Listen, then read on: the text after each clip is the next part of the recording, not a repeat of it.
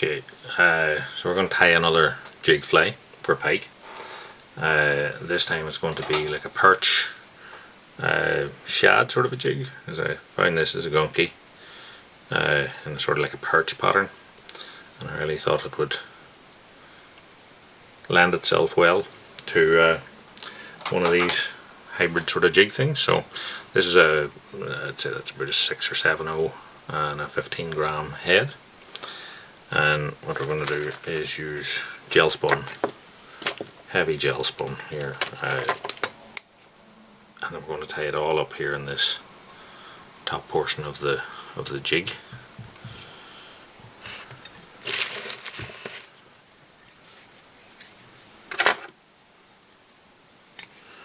I'll get our thread on and then super glue that to stop it from spinning around on itself. So the rear part of the fly is going to be tied with bucktail, and we're going to have several different colours of it to sort of build up a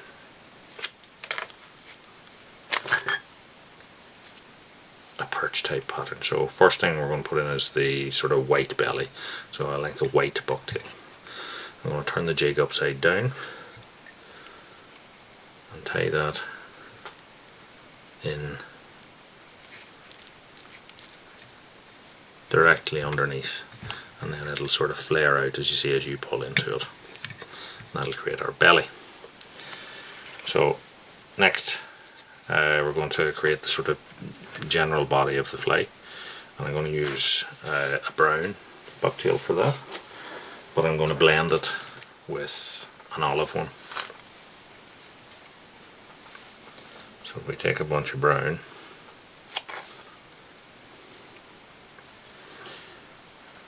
and a bunch similar size of olive and put the two together.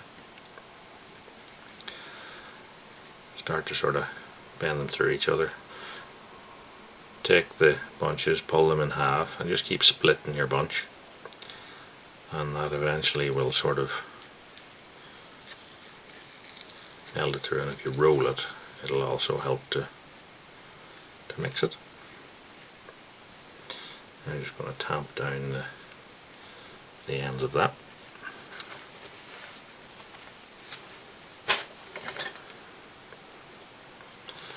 So I'll trim these ends flat, set them on top,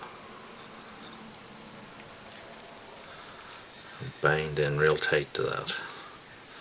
Pull out the shorter fibres.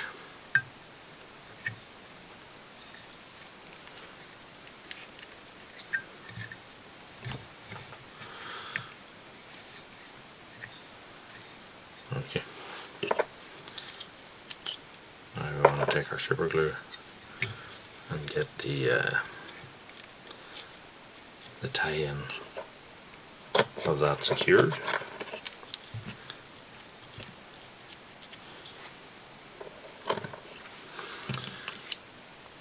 So now I'm going to add a wee bit of flash. Now this is a sort of a cheap synthetic flash from China, but what's good about it is it's stiff and therefore less likely to tangle in this kind of setup. So I'll fold over the bunch, and I'm going to tie that in on the top here. It's been tied in into that wet super glue. So then when I fold it over, I can then trim this bundle. And I don't want these overly long either, because I don't want them tangling up in the rest of the stuff. So I'm now going to add a wee bit of small bunch of black bucktail over the back.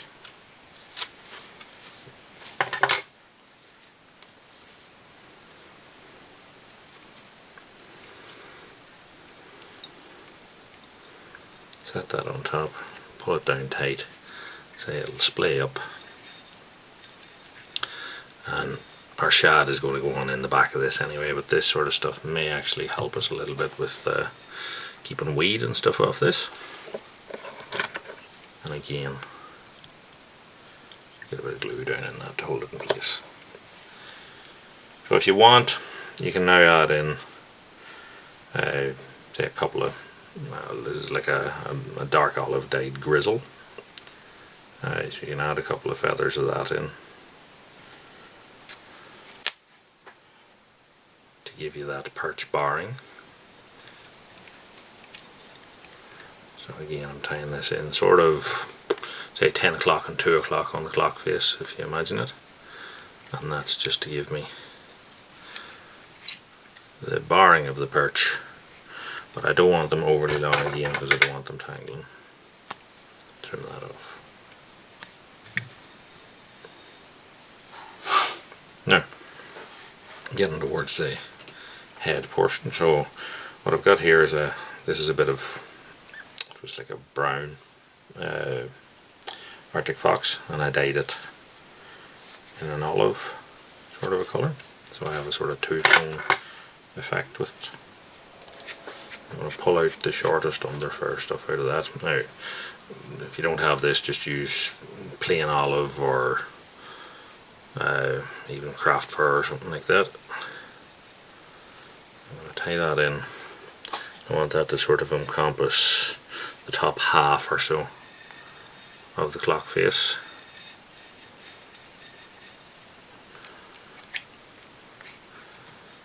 Get our tying thread in front of it, and then get the super glue.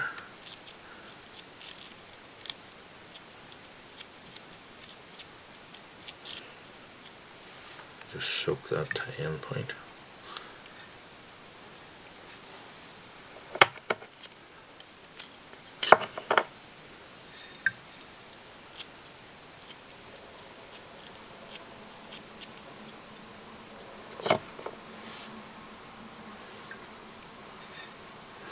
I'm just holding it back to get me the shape of the head, and then when it's in position, I'll just comb that out a bit. So to finish the head off, what I'm going to do is it's finished off with craft fur, but 3 different colours. So we're going to, as I said, the shad that we're using has this sort of red underthroat, so I'm going to continue that in my tying. So I'm going to take a bit of red craft fur here, and I'll pull out the shortest rubbishy bits. I'm going to flip this over and tie that in directly on the bottom. You can get that by just pulling it straight up in a bunch. Okay. So then we're going to add some white to give us the belly.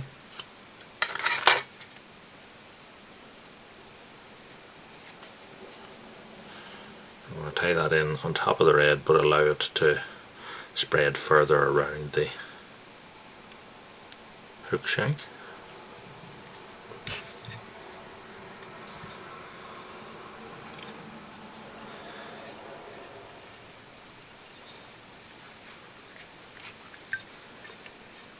And then over the top I'm going to use black. So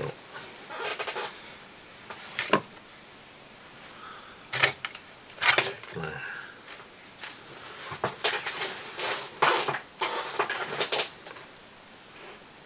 black craft fur.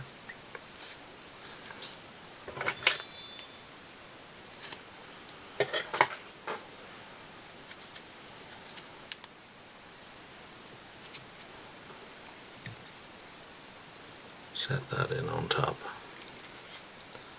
Get a loose wrap and allow that then to pull down in, and then with my fingers I'm sort of just splitting up it into little bunches and getting it to meet up to the angle of where the white stops. A few good tight pulls behind, and then I'm going to get my tie-in silk or gel spun as this is to come up through a gap into the front of all of that.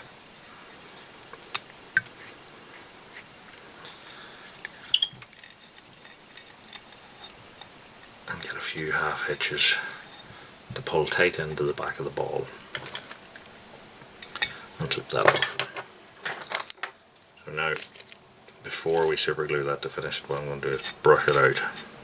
So I take this big mascara brush thing,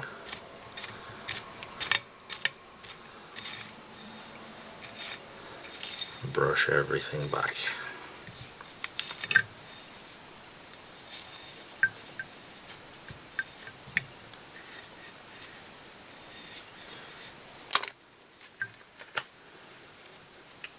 So now that I'm in position, I'm going to take a cheap runny super glue. You can buy these in 10 packs. And just get that on to the ball, and it'll run down the edge of the ball into the bases of the tie-in points of the craft fur. And then it'll soak up a little bit into the first portions of the craft fur, and that'll allow you, before it dries, just to pull it into position into your final head shape.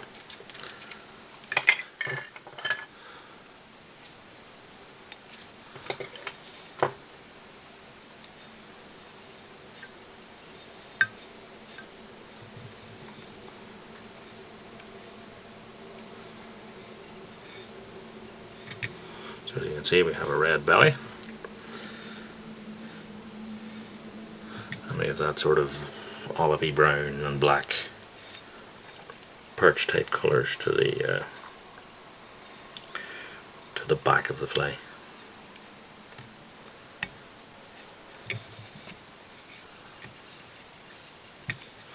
So now all remains is to stick on some eyes to that, but as you've seen before,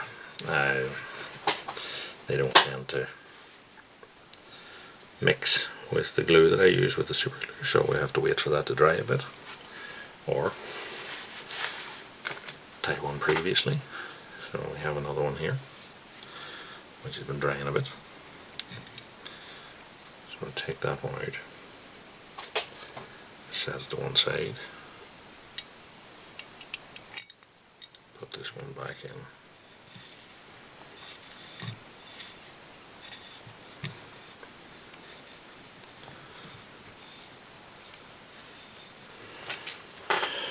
Now, we're going to use a sort of a reddy, goldy type of an eye here. And I'm using this Evo Stick Serious Glue, as per usual. I'll take my eye, put a blob of the glue on the back of it. And get that fairly tight up to the back of the ball, set it in place, and then do the same on the other side. Just check the orientation of the eye, get that on.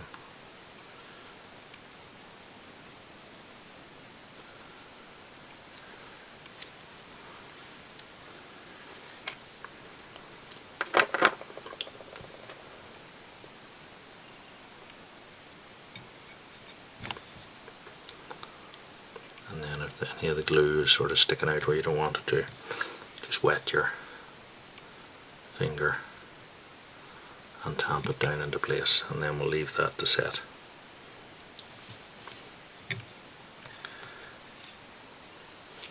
And eventually that will have the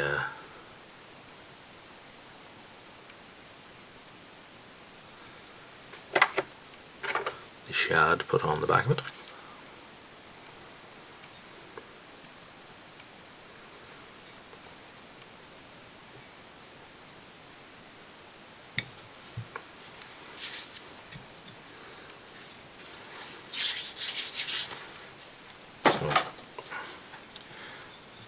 Eventually look like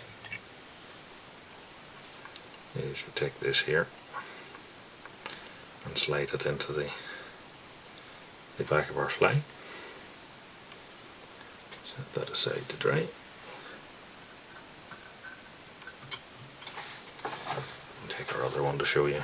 So what I'm going to do is I'm going to slide you look at the head of this, there's two sort of holes where you can put this into. I'm going to put it in the top one, keep it as much of the hook out as possible. So I'm going to slide that down through the back of that thing.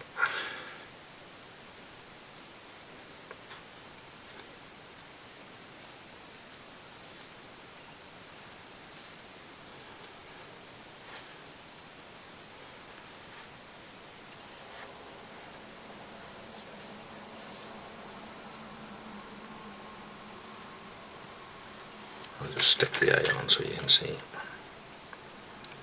what the finished thing's going to look like. But this is what you're going to end up with. So that's what, 8-9 inches long, like a paddle shad, and a 15-gram head on it. And if you want extra hooks, what you can do is you can add a stinger on a little wire trace or something like that onto the back here. But there we have a perch hybrid shad jig.